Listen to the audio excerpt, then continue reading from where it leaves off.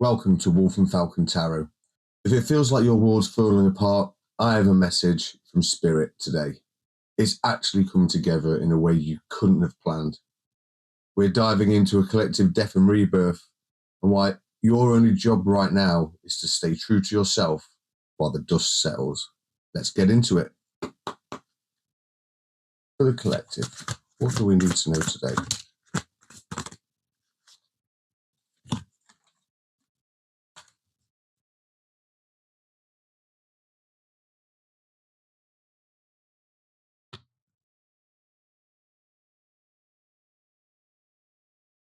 Energy on the bottom of the deck is the Two of Wands.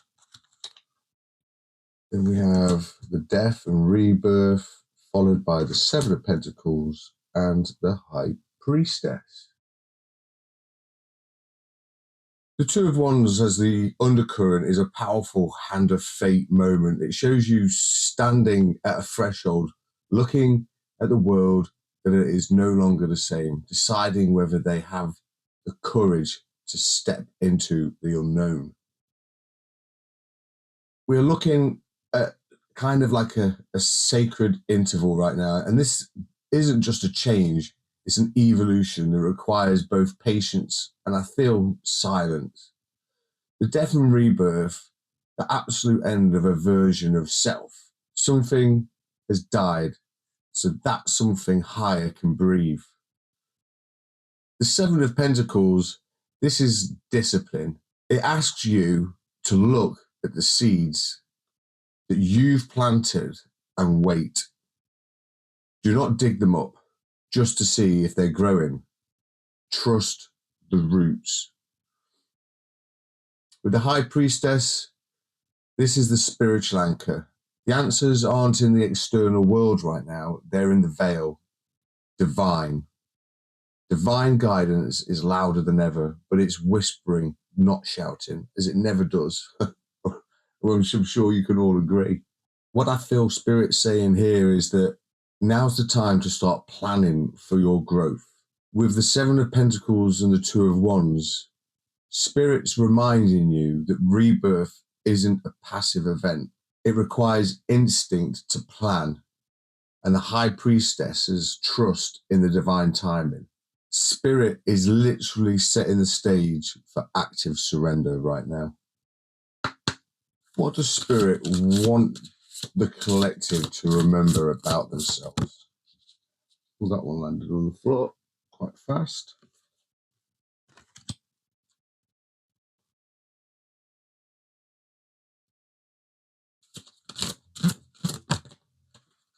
That's another jumpy out one. These literally could not align perfectly, could they? The past. So awakening, the awakened dead, resilience. Yeah, we need resilience through death and rebirth. Be patient, especially as, you know, it's how things grow. You need that. The sun helps it grow. You've got to be patient. Manifestation. That's exactly what this guy's doing. Yeah, and pretty much the same goes for the High Priestess. I mean, it's all about releasing rebirth. Spirit's literally asking us to actively surrender something here. So as a reminder here, the magical Spirit Oracle is through Spirit adding that celestial why to the tarot's what. The awakened dead over death and rebirth. This is resilience. It's not just about dying to the old. It's about the nirvana that comes after the struggle. It suggests that you have survived the hardest part, and now you are awakened and ready. With the sun over the Seven of Pentacles, this is our clarity. While the Seven of Pentacles is about waiting and planning, the sun says the harvest is guaranteed. The manifestation is no longer a question of if, but when. With 11-11 energy suggesting a massive, massive alignment. And then we've got the past over the High Priestess. And this is healing toward the light in action.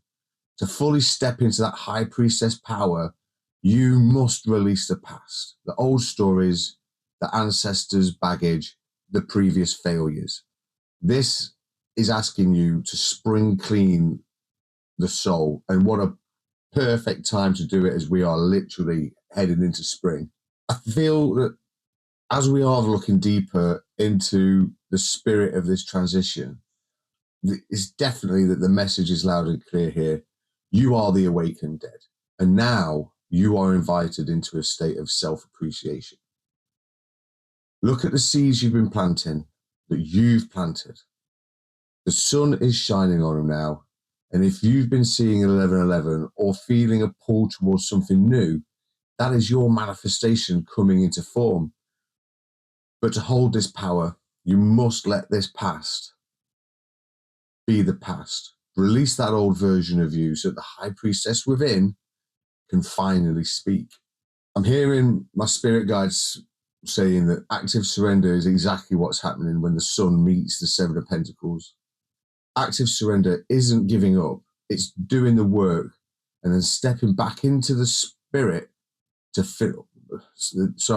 Then stepping back to let your spirit guides finish the job.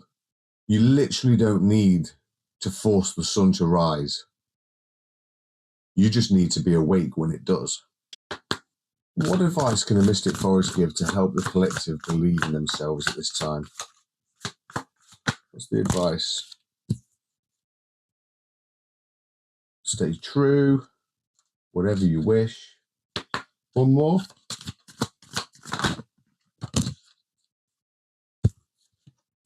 And a new chapter.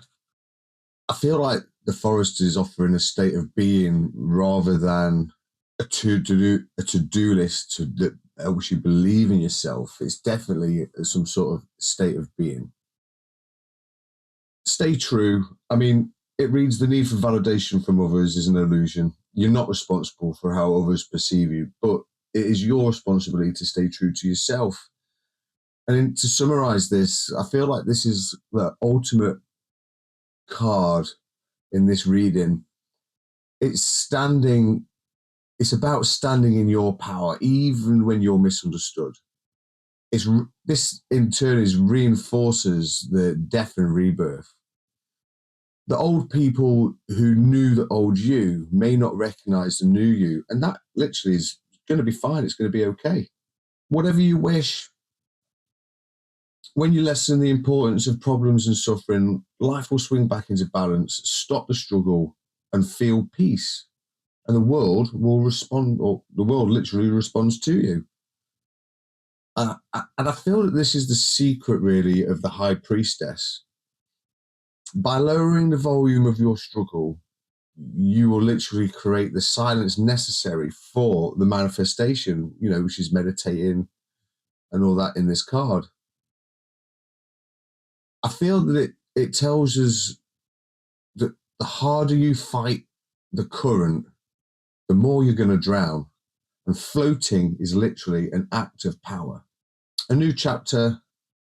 This literally is closing the loop on the Two of Wands, which is the undercurrent of this, the falling apart that was mentioned because of this death and rebirth. It's literally the final confirmation that the chaos was actually a renovation. And as it reads here, when things seem to be falling apart, be aware that things may be coming together in new ways that suit that next phase of your life even better, which could be, new friends, new business, new career. What is it you're trying to manifest? But in order to let that happen, we've got to let go of this past. We've got to let go of this past. The planning phase is done. We are now manifesting to watch our seeds grow.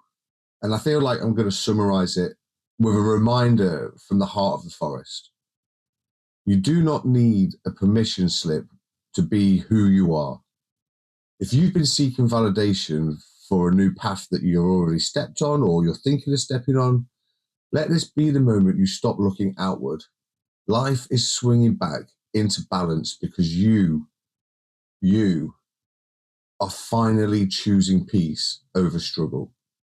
What looked like an ending was actually the universe clearing the space for a chapter that fits your soul better than the last one ever could. Trust this rebirth. The world is waiting to respond to the true you. If you made it to the end of this reading today, I'd like to thank you. Please don't forget to like and subscribe if it's your first time here. That would be amazing, as it would help this channel to grow, and that way I'll be able to reach more people. Till next time, see you later.